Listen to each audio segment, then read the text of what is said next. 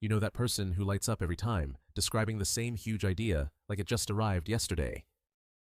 The business sounds brilliant, the book sounds necessary, the transformation sounds inevitable, yet the desk stays untouched. Here is the uncomfortable possibility. Dreaming is not the warm-up before progress. Dreaming may be the obstacle itself.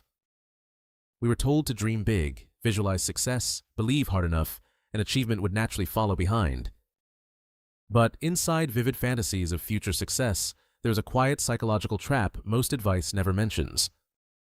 Your brain does not reliably separate imagining the win from actually earning it through effort, time, and friction.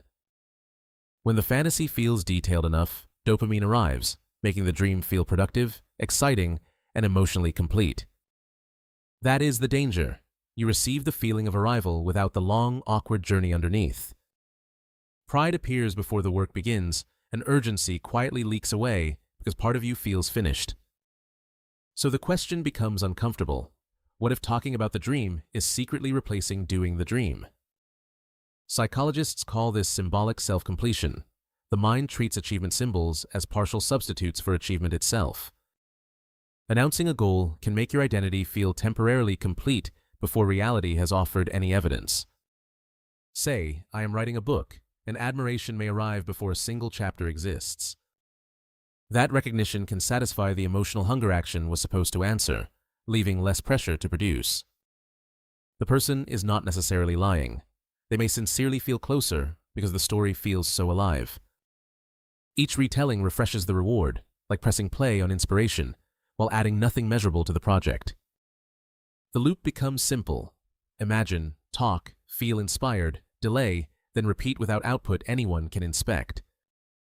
Months pass, sometimes years, because from the inside, the loop feels meaningful, hopeful, and almost productive.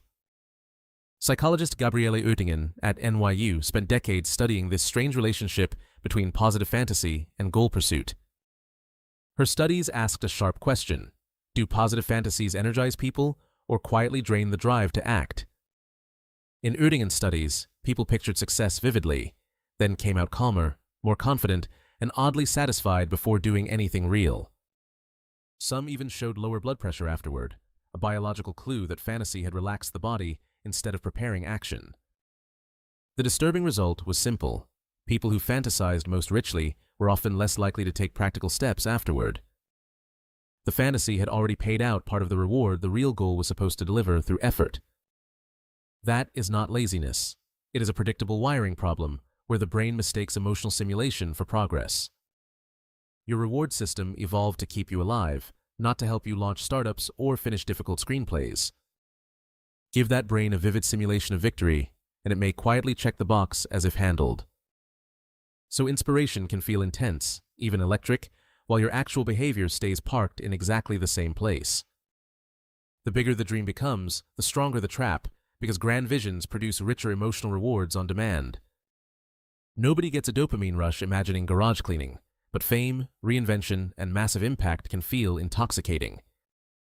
Ordinary tasks rarely create a fantasy high. A grand vision can satisfy ambition for years without proof. At that point, the dream becomes a product itself, something consumed privately in imagination and socially in conversation. You see it in the friend who is always working on something, somehow forever, without anything arriving. They update friends with passion, strategy, and total confidence, but every detail points toward later, not now. But look for evidence. No launch, no draft, no prototype, no test, no deadline anyone can name. Their identity has quietly attached to being a future creator, not the harder role of actual producer.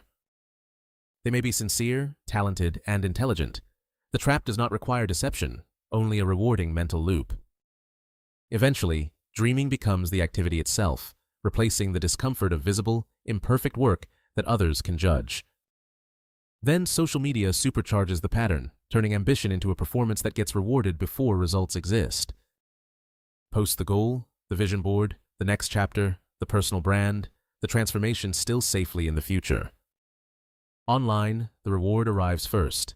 Likes, hearts, and encouragement appear instantly, long before the hard private work even begins. That validation for intention can feel almost identical to validation for completion, because your brain registers social approval as reward. Public aspiration is easy, flattering, and clean. Actual work is slow, awkward, repetitive, and often humbling before it improves. Social media turns unfinished dreams into little performances where applause can be summoned on demand without delivering anything real.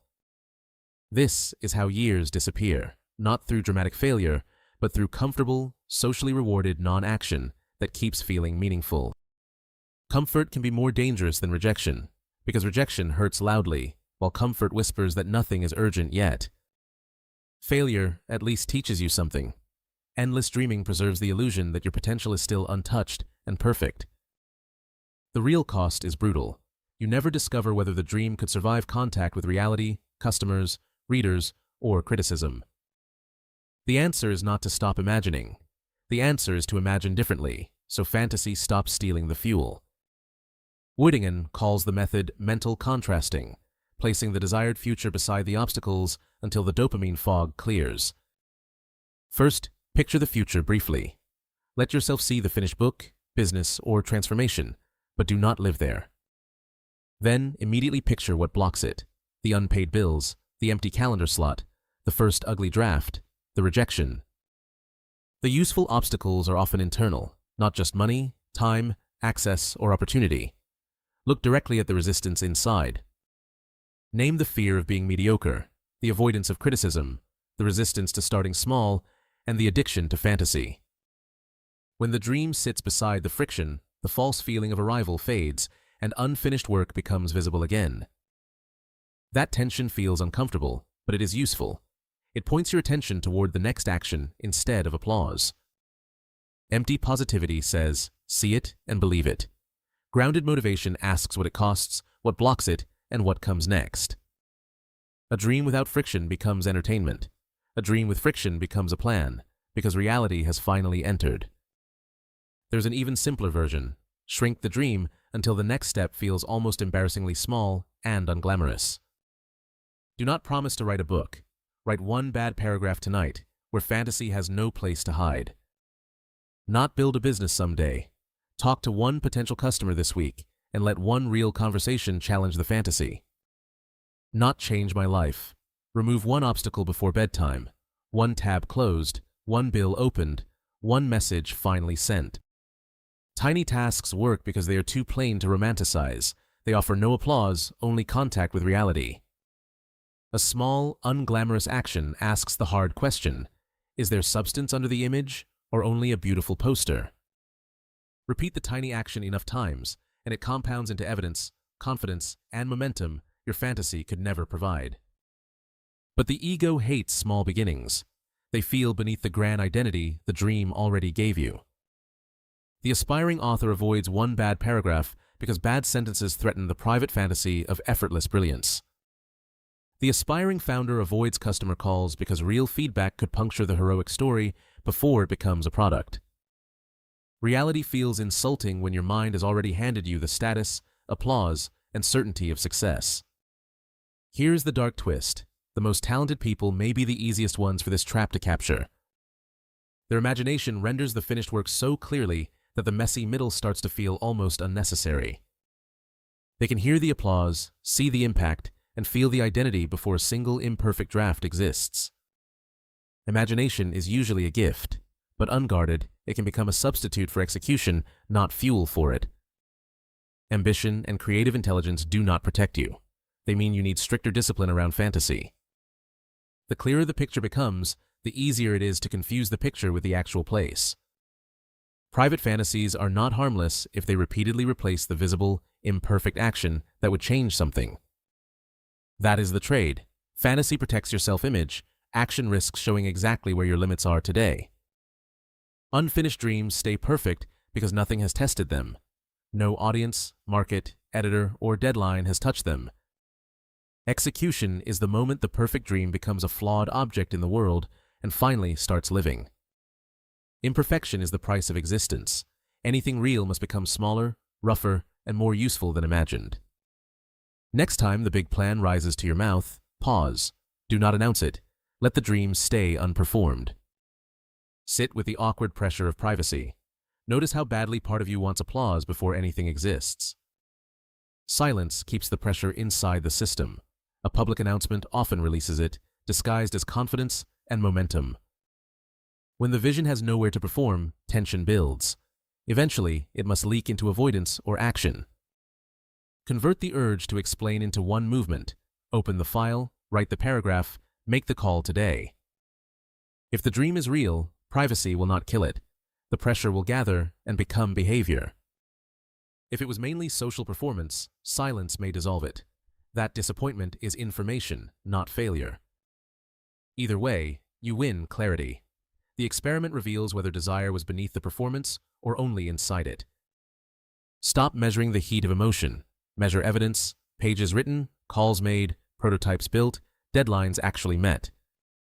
Real progress is usually quiet, small, and uncinematic. It looks less like transformation, more like repetition.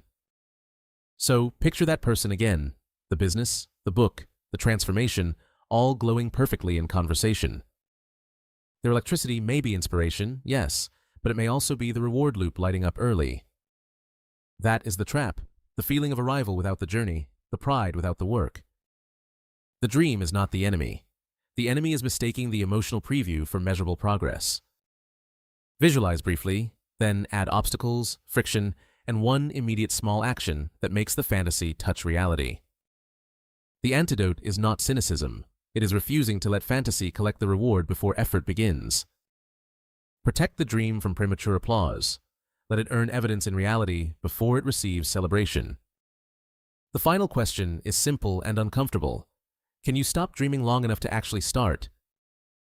There is the unopened notebook, the silent phone, and one small action waiting without applause.